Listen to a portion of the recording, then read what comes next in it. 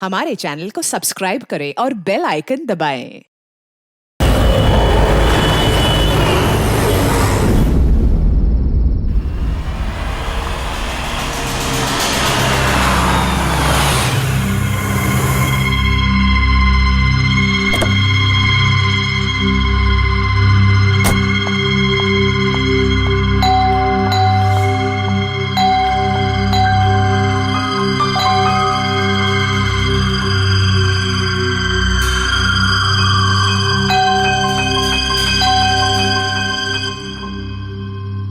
हम लोगों को पार्टी में बुलाकर कहीं सो तो नहीं गया हुआ है?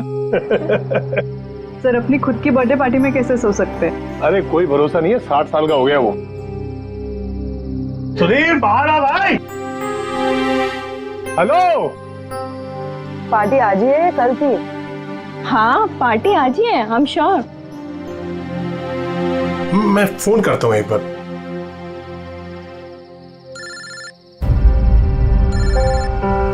घंटी तो अंदर ही बज रही है, इसका मतलब अंदर ही है। तो फिर अंदर से कोई दरवाजा क्यों नहीं खोल रहे हैं?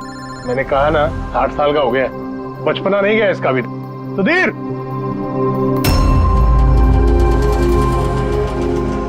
उधर खिड़की की तरफ जाकर देखेंगे। हाँ सर, चलते हैं।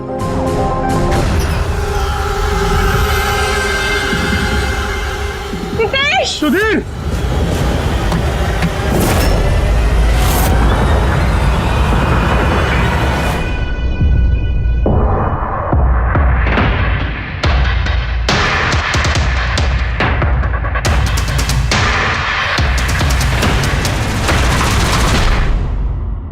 Emergency medical card. इन्हें बादाम और फिश से एलर्जी थी।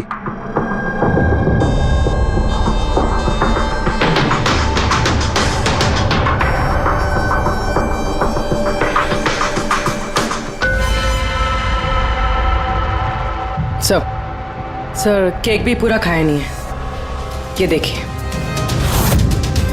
लगता है केक कटने के तुरंत बाद ही इन लोगों की मौत हो गई।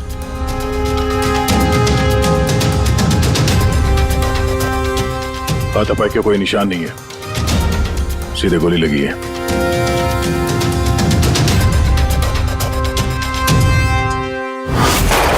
यहीं से गोली मारी होगी।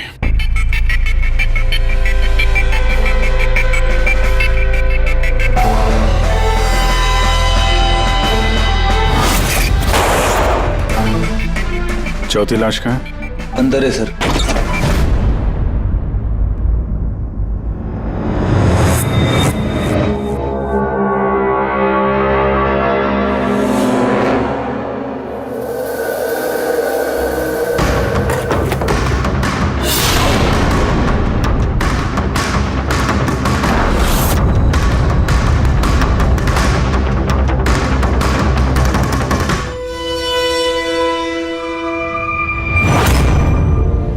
Gun case?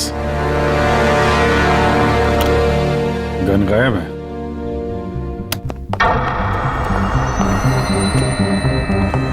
वैसे सर, इस हादसे को कितना टाइम हुआ होगा? इन चारों की मौत कल दोपहर में 2 बजे से 4 बजे के बीच में हुई। कौन लोग है ये, कुछ पता चला? हाँ सर, वो सुधीर जी हैं, आरके विप्स इंडस्ट्रीज के चेयरमैन। वो उनका बड़ा बेटा नील और ये उनका छोटा बेटा रितेश। और अंदर जो है वो सुधीर जी की वाइफ है, माया। सर नील और रितेश दोनों आरके विप्स कंपनी के बोर्ड मेंबर थे, लेकिन कंपनी की हालत बहुत खराब थी, बंद होने पे आ गई थी। महीनों से बिल नहीं भरे और मार्केट का कर्जा नहीं चुकाया, बहुत सारे प्रॉब्लम थे। तो फिर यहाँ सेलिब्रेशन किस बात का हो रहा था? सर सुधीर जी का 60th बर्थडे था। बर्थडे सेलिब्रेट कर रहे थे? तो और भी लोग आए होंगे ना यहाँ पे? ऑफिस के कुछ लोग आए थे सर, और उनसे पूछताछ करके उन्हें जाने दिया। ये सब लोग यहाँ एक साथ रहते थे क्या? नहीं सर, यहाँ पे तो सिर्फ सुधीर जी और माया रहते थे। सुधीर जी ने नील और रितेश के लिए अलग अलग बंगले खरीद के रखे थे, ये दोनों वहीं पे रहते थे। आज तो ये अपने डैड का बर्थडे मनाने के लिए आए थे। सर शाम को बहुत बड़ी पार्टी होने वाली थी, केक काटने के कुछ मिनट बाद ही सबकी मौत हो गई। पार्टी प्लान करने वाली टीम आई थी यहाँ पर, किसी ने दरवाजा नहीं खोला तो वापस चली। मुझे लगता नहीं कोई बाहर से आया होगा। जो कुछ भी हुआ है इन चारों के बीच में ही हुआ है। नहीं, यहाँ घर में कोई नौकर वोकर तो होगा ना? है ना, नौकर है ना, लेकिन वो गाँव गए। सुधीर जी ने सिर्फ आज के लिए एक सर्वेंट हायर किया था। वो कल सुबह काम करके गया और पार्टी खत्म होने के बाद साफ सफाई करने आने वाला था। पार्टी खत्म होने से पहले ये सब खत्म हो गया। लगता तो ये मर्डर ही है। सॉरी डॉक्टर साहब, पर मुझे ऐसा लगता है कि इन चारों के अलावा यहाँ कोई पांचवा भी था जो बाहर से अंदर आया था। जरा ध्यान से देखो, यहाँ पे कहीं भी हाथापाई के कोई निशान नहीं है और हर चीज अपनी जगह पे है। ऐसा लगता है कि किसी ने केक में कुछ ऐसा मिला दिया था जिसे खा के चारों बेहोश हो गए। उसके बाद वो पांचवा आदमी घर के अंदर घुसा और उसने सबको गोली मारी। और हाँ, सुधीर जी के साथ कोई खास दुश्मनी थी उस आदमी की, इसीलिए शायद करीब से गोली मारी। ये बस 100% मर्डर ही है। मर्डर और सुसाइड भी। मतलब तो यार, मुझे ऐसा लगता है कि इस केक में सुधीर जी ने ऐसा कुछ मिलाया जिसको खा के घर वाले बेहोश हो गए। फिर सुधीर जी कमरे के अंदर गए, वहां से गन निकाली, पहले अपनी वाइफ माया को गोली मारी, फिर रितेश और फिर नील को। उसके बाद गन कटपट्टी पे रखी और खुदकुशी कर लिया। मर्डर और सुसाइड दोनों। सर तुम इतने यकीन से कैसे कह सकते हो? सही है। देखो, बाकी तीनों लाशों के पास स्ट्रगल का कोई भी निशान नहीं है सिवाय सुधीर जी के। पैर भी मुड़े हुए हैं, ब्लड लॉस ज्यादा है, तो ऐसा लगता है कि जब इनको गोली लगी तो ये जिंदा थे। अगर ये भी केक खा के बाकियों की तरह बेहोश होते तो उनकी तरह ही पड़े रहते। इन्होंने तीनों को गोली मारी और फिर खुदकुशी कर ली, ऐसा लगता है। अगर ऐसी बात है तो जिस गन से गोली चली वो गन कहाँ है? गन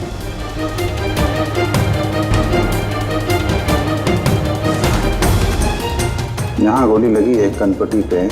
सुधीर जी ने अगर गन चलाई होगी तो ऐसे गिरे और गन वाला हाथ जमीन पे टकराया और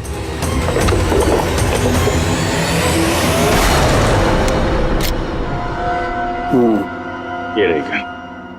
सर, ये देखिए, रितेश का मोबाइल मिला है। सर, उसने केक काटने के बाद ही अपने सोशल प्रोफाइल पे सेल्फी अपलोड की। मैं कह रहा था ना, पांचवा कोई हो ही नहीं सकता है। सर पता नहीं क्यों मुझे अभी भी शक है। अब शक करना तो अपना काम ही है सर। एक काम करते हैं, जितने भी एविडेंस हैं, जितनी भी चीजें हैं, ब्यूरो लेके चलते हैं, देखते हैं एसीपी सर क्या कहते हैं। गड़बड़ लगती है सब। बस मुझे उन लोगों के पेट में केक के टुकड़े मिले, वो केक जो उन लोगों ने खाया था, और उस केक में सेडेटिव मिला हुआ था, नशीली दवाई। सेडेटिव इन्होंने खाया और बेहोश हो गए। चारों? नहीं, 3, नील, रितेश और माया। मुझे इन तीनों के ही पेट में सिर्फ केक के टुकड़े मिले। मतलब सुधीर जी ने वो केक खाया ही नहीं था? नहीं, सुधीर सिर्फ अकेला था जो गोली लगते वक्त होश में था। क्या सुधीर जी ने अपने बर्थडे पे केक नहीं खाया? नहीं खाया, क्योंकि उस केक में बादाम मिला हुआ था। लेकिन सर, उनके घर वालों को तो पता ही होगा कि उन्हें बादाम से एलर्जी थी। एग्जैक्टली। तो वो ऐसा केक लाई क्यों? अजीब है, बर्थडे सुधीर जी का और केक उन तीनों ने खाया। केक तीनों ने खाया, लेकिन वहां पर जो गन मिली है उसमें से 4 गोलियां चली हैं जो इन चारों को लगी। कमाल की बात यह है कि उस पर सुधीर की उंगलियों के निशान, और वो गन भी सुधीर जी के नाम पे ही रजिस्टर्ड है। तो सुधीर जी ने पहले उन तीनों को गोली मारी, फिर खुदकुशी कर ली। पर क्यों? बर्बादी से बचने के लिए। धंधा डूब रहा था, कर्जे बढ़ रहे थे, इसलिए अपने साथ पूरे फैमिली को भी मार डाला। और क्या वजह हो सकती है? हाँ सर, ऐसा ही लग रहा है। सुधीर जी जानबूझ के वो बादाम वाला केक लाए थे ताकि उन्हें खाना ना पड़े। उसने बाकी तीनों को सेडेटिव डाल के वो बादाम वाला केक खिला दिया और बेहोश होने के बाद उन्हें मार के खुद आत्महत्या कर ली। पूर्वी, वो रितेश ने जो फोटो अपलोड किया था नेट पर, तब लगा उसे। कितने बजे ली थी ये फोटोग्राफ? सर, 2:05। और अपलोड किया? सर, 2:07। सर मुझे एक बात बता, केक खाने के कितनी देर बाद बेहोश हुए होंगे सब लोग? 20 से 25 दिन। मतलब 2:30 या 2:35। और अंदाजन मौत का वक्त भी वही है सर, वो 2:30 से 2:45 बजे के बीच। मतलब सब कुछ हुआ है 40 मिनट के अंदर अंदर। 1 मिनट, ये क्या है? परछाई कैसी है ये शैडो? ये चारों तो यहाँ खड़े, तो फिर वहां पे परछाई कैसे आई? वहीं जाकर देखना होगा कि ये शैडो कैसा है। 2:04 पर्दे वर्दे की पोजीशन सेम हो गई ना? बिल्कुल सर। पोजीशन ले लेते हैं। रेडी? 2 2 5 या। अरे इसमें तो कोई परछाई दिख नहीं रही। तो उसमें परछाई कहां से आ गई?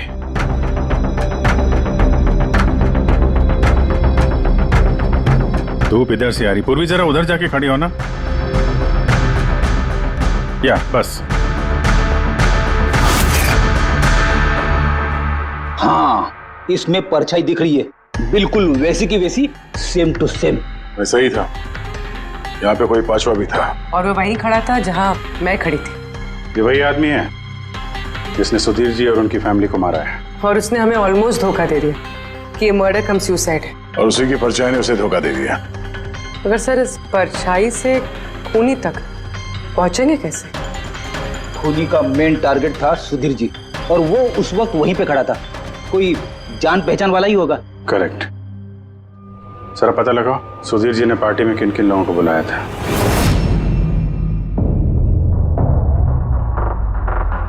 सर मैं परी। तुम सुधीर जी की एग्जीक्यूटिव असिस्टेंट थी? जी सर। मैं Janvi. Marketing head. Yes sir.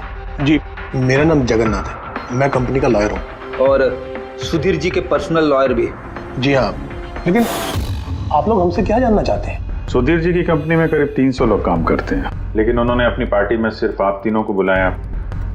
ऐसा क्या खास रिश्ता था आप लोगों का सुधीर जी के साथ? सर मैंने पहले भी कहा है कि मैं उनकी एग्जीक्यूटिव असिस्टेंट थी। तो एक एग्जीक्यूटिव असिस्टेंट के साथ इतने पर्सनल रिलेशन? सर मैं सिर्फ उनका काम ही नहीं बल्कि उनकी पूरी लाइफ मैनेज करते थे। आई मीन पर्सनल और प्रोफेशनल दोनों। और उस दिन भी मैं पार्टी मैनेज करने गई थी, सेलिब्रेट करने नहीं। और आप वकील साहब? सर सुधीर और मैं बचपन के दोस्त हैं, उसका बर्थडे और मैं ना जाऊं ये कैसे हो सकता है? और आपको क्यों इनवाइट किया था सुधीर जी ने पार्टी में? सर मुझे सुधीर सर ने नहीं, नील ने इनवाइट किया था। मैं और नील बहुत अच्छे फ्रेंड्स थे। सी आप उनका पूरा शेड्यूल मैनेज करती थी। तो पार्टी वाले दिन कोई मिलने आने वाला था? कोई मीटिंग वगैरह रखी थी आप लोगों ने? सर उस दिन बैंक हॉलीडे था तो कुछ मीटिंग या अपॉइंटमेंट नहीं थी, और उनका बर्थडे था तो वो पूरा दिन अपनी फैमिली के साथ ही स्पेंड करना चाहते थे। कल दोपहर 2 और 3 के बीच में आप तीनों कहाँ थे? सर मैं तो अपने घर पे ही थी, वी ब्लॉग बना रही थी। V blog? Video blog. मेरा एक इंटरनेट चैनल है जिस पर मैं कुछ वीडियो बना के अपलोड करती हूँ। सर मैं घर पे सो रही थी, मेरी तबीयत ठीक नहीं थी। सर मैं अपनी फैमिली के साथ फिल्म देखने गया था। अच्छा, इधर हाल ही में सुधीर जी के बिहेवियर में कोई बदलाव देखा आप लोगों ने? हाँ सर, मैंने एक बात नोटिस की थी। सर अभी से कुछ 1 महीने पहले हम लोगों की मीटिंग चल रही थी।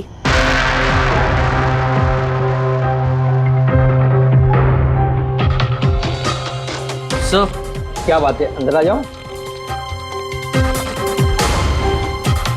ठीक है तुम जाओ।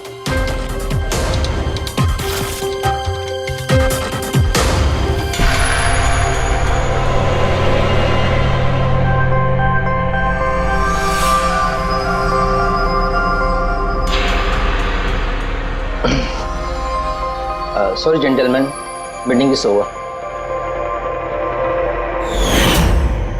बच्चों के कपड़े? Yes sir.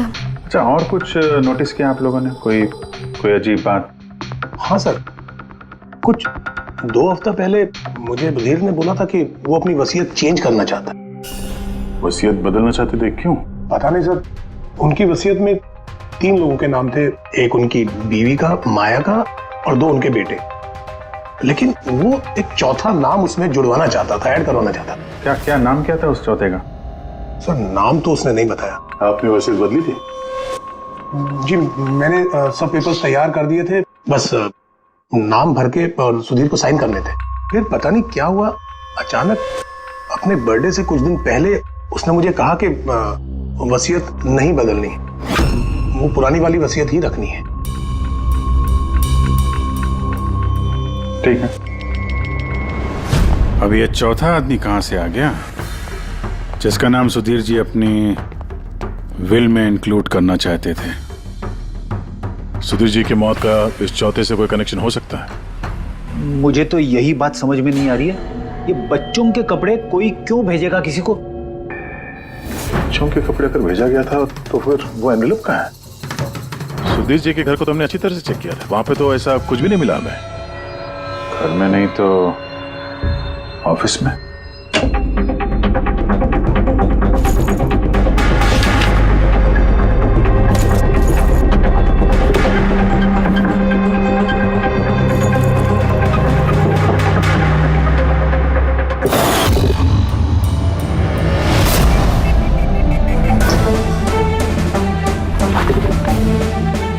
मिल गया।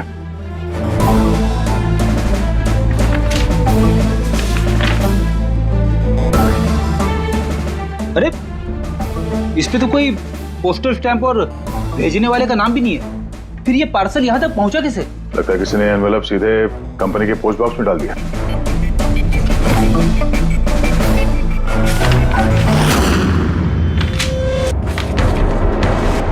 इस एनवेलप को डॉक्टर सालुंकी के पास भेज देते हैं, शायद उन्हें कुछ मिले।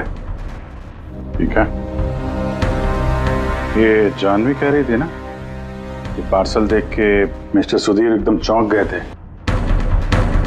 हो सकता है कोई पुरानी याद ताजा हो गई हो और उसके बाद उन्होंने किसी को कॉल भी किया होगा।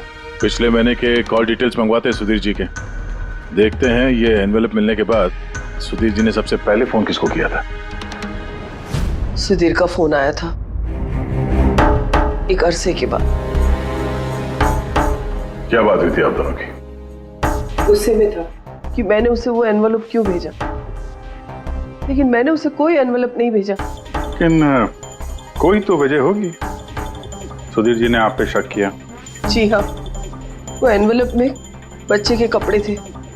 उसे लगा कि वो वही कपड़े थे जो मैंने और सुधीर ने हमारे बच्चे के लिए खरीदे थे। अब हमारे बच्चे के लिए? मेरा और सुधीर का बच्चा।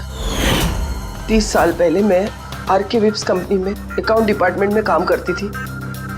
सुधीर के पापा उसके मालिक थे। वहाँ सुधीर और मेरे बीच में प्यार हो गया और कुछ समझ पाती उसके पहले मुझे पता चला कि मैं सुधीर के बच्चे की माँ बनने वाली हूँ। तो आप दोनों की शादी नहीं? जी नहीं। सुधीर ने तो वादा किया था, लेकिन उसके पेरेंट्स राजी नहीं थे क्योंकि मैं उनकी हैसियत की नहीं थी। वो तो सुधीर की शादी बहुत ही रईस खानदान में और उनकी स्टेटस की लड़की से करना चाहते थे। फिर उसके पेरेंट्स ने और फैमिली ने बहुत कोशिश की उससे, मुझे, यहाँ तक कि मेरी फैमिली को समझाने की कि मैं बच्चा गिरा दूं, लेकिन मैंने भी ठान लिया था कि चाहे कुछ भी हो जाए मैं बच्चे को जन्म दूंगी। 15 मार्च 1990 को मेरा बच्चा इस दुनिया में आया, लेकिन आते ही वो मर गया। जिस बच्चे को गोद में खिलाना था, छोटे छोटे कपड़े पहनाने थे, उसे कुछ नहीं कर पाई मैं। मुझे लगा था कि ऐसे वक्त में तो सुधीर मेरे साथ होगा, मेरा साथ देगा, लेकिन उसने तो इसके पहले ही मुझसे बात करने तक छोड़ दी थी। उसी महीने में उससे माया से शादी भी कर ली। तो इसीलिए आपने आज तक शादी नहीं की और यहाँ अकेली रह रही? जी हाँ। सुधीर जी ने आपके साथ जो कुछ भी किया उससे बहुत तकलीफ हुई होगी आपको। बहुत नफरत करती थी आप उनसे? मुझसे ज्यादा नफरत उससे और कौन कर सकता है। उन्होंने आपको आपका हक नहीं दिया तो आपने जायदाद में अपना हिस्सा मांग लिया। जब जायदाद में भी हिस्सा देने से मना कर दिया तो आप गुस्सा हो गई और मार दिया उसे। मैंने उसे नहीं मारा, और मैं उसे क्यों मारूंगी? मैं तो चाहती थी कि वो जिंदा रहे और जिंदगी भर तड़पे। जिस दिन सुधीर जी की मौत हुई थी उस दिन 2 से 3 के बीच में आप कहाँ थे? मैं घर पे ही थी। आपके पास कोई विटनेस, कोई गवाह? कोई सबूत नहीं है। हेलो, हाँ सर। ओके सर, हाँ साथ में ही सर, मैं अभी बोलता हूँ। जी यस सर। सर सालू के सर फोरेंसिक बुला रहे हैं जल्दी, कह रहे हैं कि कुछ दिखाना है। सुनोगे तो यकीन नहीं आएगा बॉस, उस एनवेलप की जब मैंने अच्छी तरह से जांच की तो मुझे फिंगरप्रिंट्स तो किसी के नहीं मिले, लेकिन उस एनवेलप में से मुझे डीएनए के लिए सैंपल मिल गया। जिस किसी ने भी वो एनवेलप भेजा उसने शायद मुंह से थूक लगा के उसे सील किया है, और इसीलिए मुझे उस एनवेलप पर से सलाइवा के ट्रेसेस मिल गए जिससे डीएनए प्रोफाइल बनाया जा सके। लेकिन सर डीएनए टेस्टिंग के लिए तो 4-6 हफ्ते लग जाते हैं। हाँ, और मैं 5 दिन के लिए जा रहा हूँ दिल्ली एक कॉन्फ्रेंस में, लेकिन उससे पहले मैंने कुछ प्राइमरी टेस्ट कर लिए। क्या निकला सर आपके इस टेस्ट में? इस टेस्ट से मुझे पता लगा है कि ये जिस किसी का भी डीएनए, उसका डीएनए सुधीर जी के डीएनए के साथ मैच करता है। क्या? इसका मतलब है कि इसका मतलब ये है कि जिसने भी ये एनवेलप भेजा है वो सुधीर का कोई खून का रिश्तेदार है। मतलब सुधीर का कोई अपना सुधीर को ही ब्लैकमेल कर रहा है, पर कौन हो सकता है? सर अदिति के पेट में जो बच्चा था उस वक्त वो तो मरा हुआ पैदा हुआ था। हाँ, और सर बच्चे सुधीर जी के बेटे रितेश और नील। कहीं उन दोनों को सुधीर जी और अदिति का राज पता तो नहीं चल गया था? क्या पता उसी के लिए ब्लैकमेल कर रहे हो उन बच्चों के कपड़े भेज के। अच्छा सर, वो जो बच्चों के कपड़े मिले थे वो वाकई पुराने हैं या फिर मैले कुचेले करके पुराने दिखाने की कोशिश की गई? मैंने उन्हें स्पेशलाइज्ड लैब में चेक करने के लिए भेज दिया, जल्दी पता लग जाएगा। वैसे पूरी सुधीर के बेटों के बारे में क्या पता चला? क्या करते थे वो? सर 1 साल पहले सुधीर जी ने अपने बेटों को अपनी ही कंपनी में बोर्ड मेंबर बनाया था, और उसी के बाद से कंपनी लॉस में जाने लगी। वो दोनों कंपनी के पैसों पे खुद ही ऐश करते थे, महंगी महंगी गाड़ियाँ, बड़े बड़े शौक, सब कुछ करते थे सिवाय काम के। लेकिन सर सुधीर जी अपने बेटों से बहुत प्यार करते थे, दोनों के लिए अलग अलग दोनों। तो कहीं ऐसा तो नहीं कि उन दोनों ने ही वो एनवेलप लेटर बॉक्स में डाला? ये बात समझ में नहीं आ रही है, लेकिन ये ब्लैकमेलिंग क्यों? अरे यार पैसों के लिए, कंपनी डूब रही थी। करेक्ट, कंपनी कंगाल होने से पहले जो कुछ समेट सकते हो समेट लो। अगर ये सुधीर के दोनों बेटे अपने बाप को पैसों के लिए ब्लैकमेल कर रहे थे तो जरूर उनके बैंक अकाउंट्स में पैसे तो आए होंगे, बड़ी रकम आई होगी। एक काम करो, इन दोनों के कंपनी अकाउंट, पर्सनल अकाउंट सब चेक करो, देखो कोई बड़ी रकम आई थी क्या।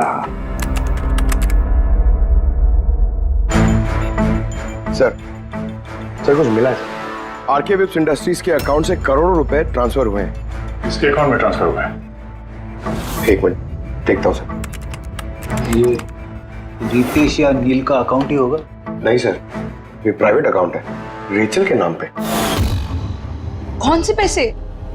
आप लोग क्या बोल रहे हैं? मुझे कुछ नहीं पता। कौन से पैसे? वही पैसे जो आरके विप्स के अकाउंट से तुम्हारे पर्सनल अकाउंट में ट्रांसफर हुए हैं। अब कुछ याद आया? वो तो मेरी सैलरी है, मैं वहां पर काम करती थी। Salary 11 crore salary? हाँ, वो भी सिर्फ 2 हफ्तों का।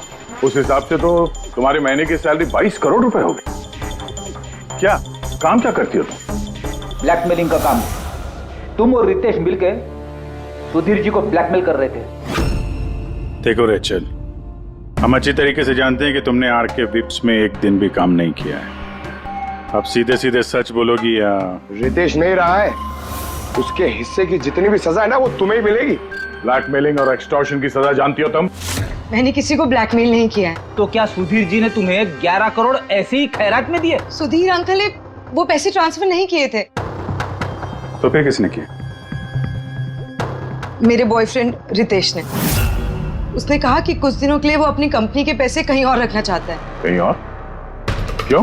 पता नहीं, और मैंने पूछा भी नहीं। तुमने रितेश से पूछा नहीं, और जब रितेश मर गया तो पुलिस को बताया नहीं? मुझे लगा रितेश तो रहा नहीं, तो पैसे मैं ही रख लेती हूँ, किसी को क्या पता चलेगा। आखिर सुधीर और उसके फैमिली को मारा किसने होगा? परी तो वीडियो बना रही थी, फिर जानवी बीमार थी, और जगन्नाथ अपने फैमिली के साथ फिल्म देख रहा था। आदित्य के बारे में कुछ समझ में नहीं आ रहा है। और फिर कौन हो सकता है जिसने सुधीर को वो एनवेलप भेजा, वो पैकेज भेजा? कौन है वो जिसका नाम सुधीर वसीयत में डालना चाहता था पर डाला नहीं? कौन?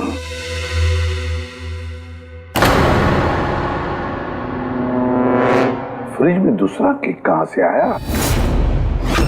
हाँ सर, ये दो केक। वही तो, जब बर्थडे था तब सुधीर ने अपने फैमिली के साथ छोटा वाला केक क्यों काटा जबकि इतना बड़ा केक है फ्रिज में? सर, ताकि वो रात में पार्टी पे ये बड़ा वाला केक खा सके। अरे यार सुधीर जी कोई 18 साल के बच्चे थोड़ी ना थे जो अपने बर्थडे के लिए दो केक मंगाएंगे। सर हो सकता है ये केक उन्हें किसी ने गिफ्ट किया हो, ये बादाम वाला केक। लेकिन बॉक्स में लेके आएंगे ना, उस पर केक शॉप का नाम भी होगा बॉक्स पर। नहीं सर, वहाँ हमें तो कोई बॉक्स मिला नहीं। हो सकता है किसी ने केक घर पे बनाया हो, तभी हमें बॉक्स नहीं मिला वहाँ पे। लेकिन ये बादाम वाला केक बनाया किसने होगा? सर मैं जानवी का सोशल प्रोफाइल चेक कर रही थी। उसके ऐसे बहुत सारे फोटोज हैं जिनमें वो केक्स और पेस्ट्रीज बेक कर रही है। बेकिंग का बहुत शौक है उसे। हाँ, मुझे बेकिंग पसंद है। तो क्या? तो कुछ नहीं, तुमने बादाम वाला केक बनाया था ना सुधीर जी के लिए। जब मुझे पता है कि उनको बादाम से एलर्जी थी तो मैं उनके लिए बादाम वाला केक क्यों बनाऊंगी? क्योंकि तुम चाहती थी कि वो केक ना खाए, खाते तो बेहोश हो जाते ना। और तुम चाहते थे कि जब तुम उन्हें मारो वो होश में रहे, तड़पे तुम्हारे सामने, गिड़गिड़ाए, है ना? मैं सुधीर अंकल को क्यों मारना चाहूंगी? तुमने केक में सेडेटिव नहीं मिलाया रितेश, नील और माया को मारने के लिए?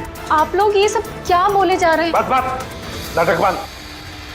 तुमने बोला था ना कि तुम उस दिन बीमार थी और घर पर ही थी, कहीं नहीं गई थी। फिर पार्टी में कैसे गई थी ना? पार्टी में मैं सच में 2-3 बजे तक सो रही थी।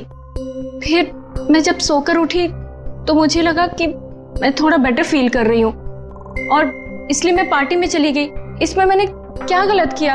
अगर तुम 2 से 3 बजे तक सो रही थी तो 2:30 बजे के आसपास जब सुधीर जी की मौत हुई तब तुम्हारा मोबाइल उनके घर के पास क्या कर रहा था? देखो जानवी, झूठ बोल के कोई फायदा नहीं है। हमने तुम्हारे मोबाइल के रिकॉर्ड चेक किए हैं। जिस वक्त सुधीर जी की मौत हुई तुम्हारे मोबाइल की लोकेशन उनके घर के पास थी।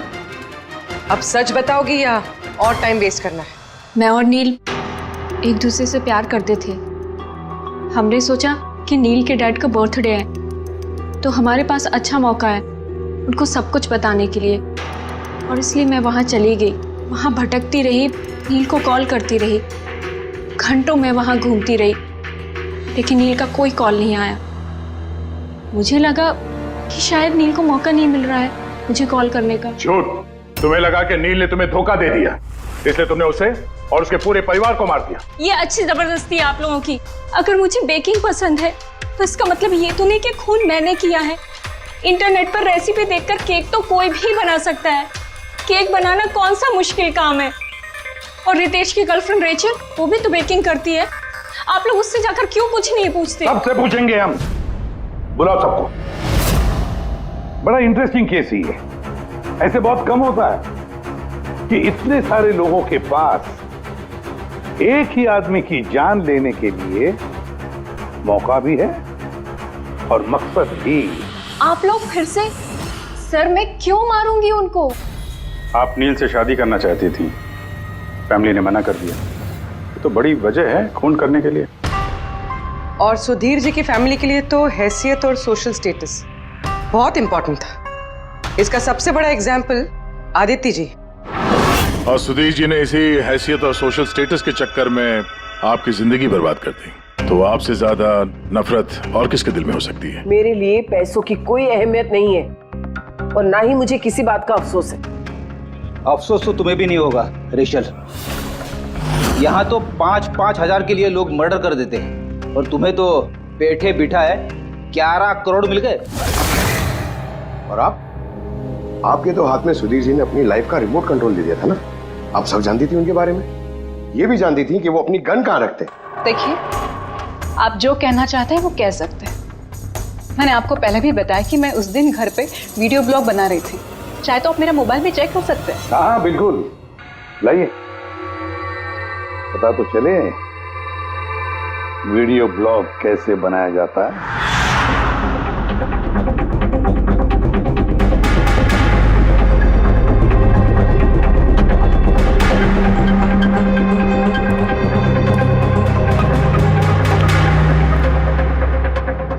सर, अब तो आपको यकीन आ गया ना कि उस दिन मैं अपने घर पे DIY वीडियो बना रही थी।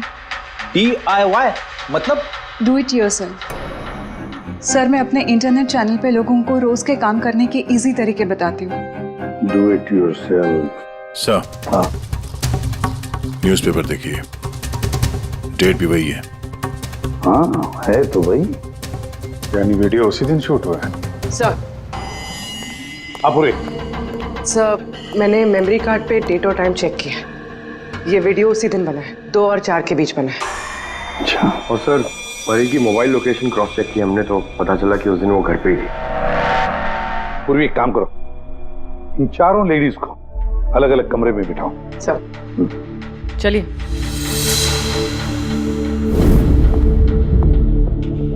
सर, आप क्या सोच रहे हैं? सारे सबूत तो उसके सपोर्ट में है। मुझे तो इस केस में अंधेरा छाता हुआ नजर आ रहा है। फिर एक बात तो पक्की है ना कि जब अंधेरा होता है तब परछाई नहीं होती, लेकिन मुझे लगता है ये सारा का सारा केस परछाइयों का ही खेल है। सनडायल जानते हो ना? सनडायल, सनडायल वो सूरज की रोशनी किस दिशा में होती है उसके मुताबिक टाइम बताते हैं उससे। हाँ, मतलब सनडायल एक ऐसी चीज है जिससे हमें आकाश में सूरज की जगह पता चल सकती है, जिसकी वजह से हम वक्त का अंदाजा लगा सकते हैं। अब देखो, धरती हमारी घूमते रहती है, उस हिसाब से सूरज की जगह भी बदलने लगती है, जिसकी वजह से सनडायल पर परछाई की पोजीशन भी बदलते रहती है। अब ये तो समझ में आ गया सर, मगर इसका इस केस से क्या लेना देना? लेना देना है फ्रेडी। परी, ये सारे सबूत हमने परी से इकट्ठा किए ना, लेकिन परी एक ऐसी व्यक्ति है जो सारे एविडेंसेस को मैनिपुलेट कर सकती है, मेमोरी कार्ड में डेट भी बदल सकती है, सारे एविडेंसेस कंट्रोल कर सकती है, मगर सूरज को कंट्रोल नहीं कर सकती है। परी भूलती है कि सूरज कभी भी गलत वक्त नहीं बताएगा।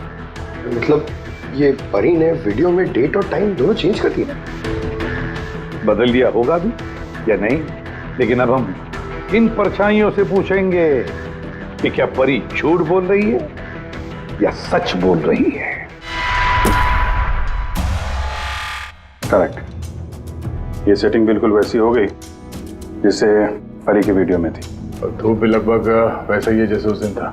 सिर्फ परी की जगह पूर्वी खड़ी है। सर, हम लोग यहाँ पे करने क्या वाले? अगले 6 घंटे तक पूर्वी को यहीं पे इसी जगह खड़ा रहना पड़ेगा जैसे वीडियो में परी खड़ी।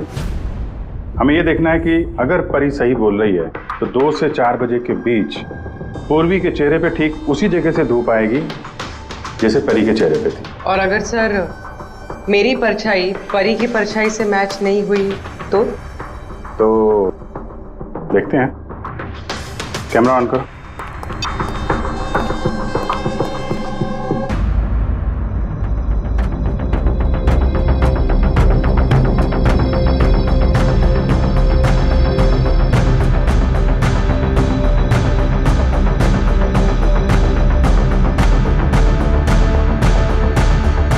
चलो, गुड, ओके पूर्वी, रिलैक्स। सर, क्या है वीडियो में? देखने दो यार।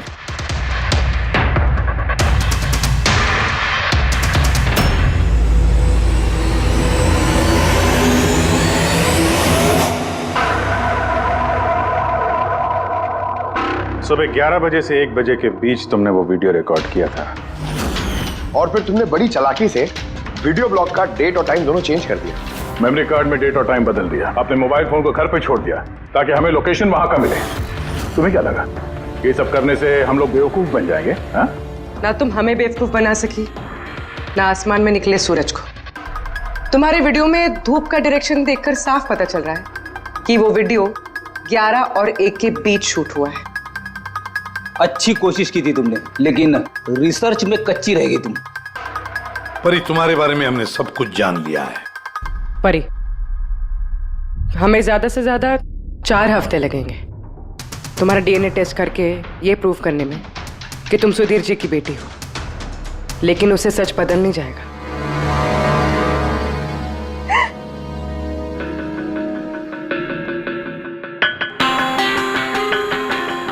मैं उन्हें मारना नहीं चाहती थी, मैं बिल्कुल उन्हें मारना नहीं चाहती थी। मैं बस इतना चाहती थी कि वो मुझे अपना ले। बचपन से लेकर आज तक मैं अनाथ आश्रम में पली हूँ ना, तो बस एक फैमिली चाहिए थी मुझे। तुम्हें सुधीर जी के बारे में पता कैसे चला?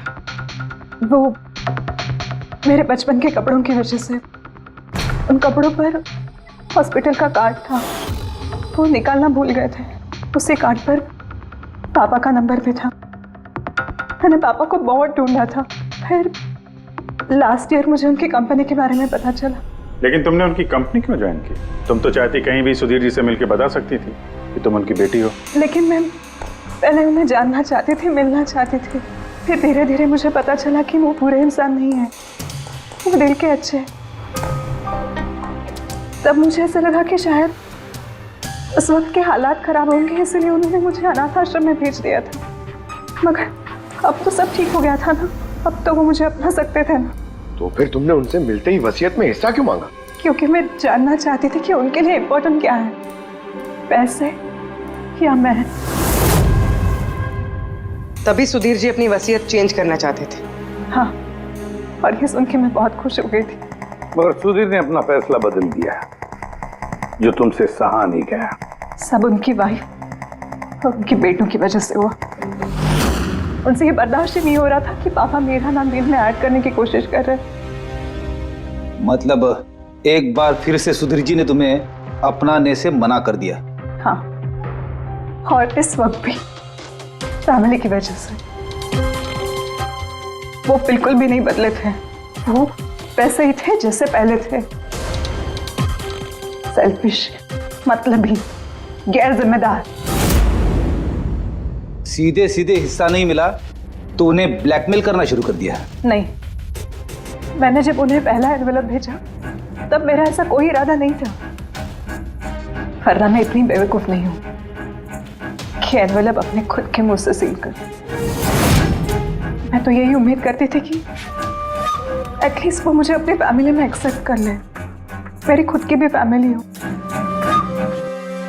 और इसीलिए अपने पापा की बर्थडे के दिन नशीली दवाई वाला बादाम का केक लेकर उनके घर पे गई।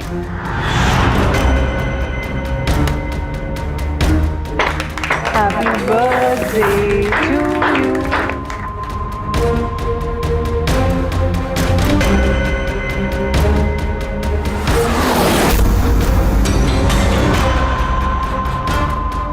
मुझे एलर्जी है।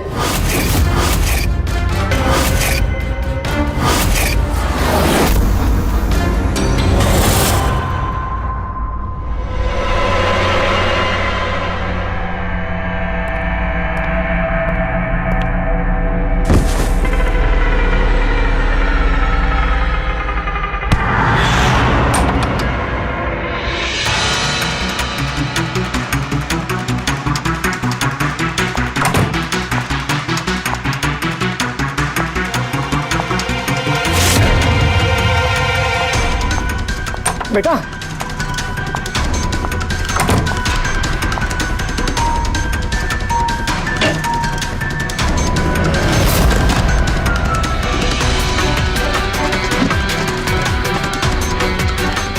क्या हुआ तुझे?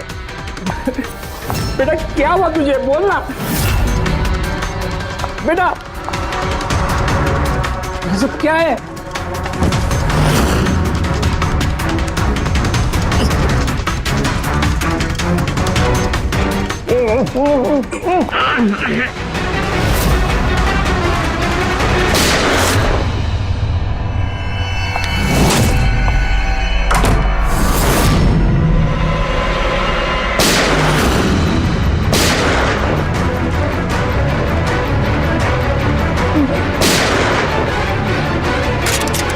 ताकि ऐसे लगे कि सुधीर जी ने खुद अपने परिवार को गोली मारी और बाद में आत्महत्या कर ली।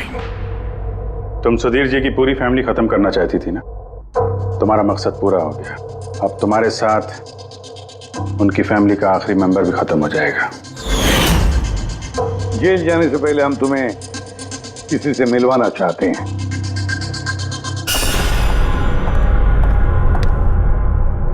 ये आदिति जी हैं, तुम्हारी माँ। हाँ? आपसे झूठ कहा गया था कि आपका बच्चा मरा हुआ पैदा हुआ है।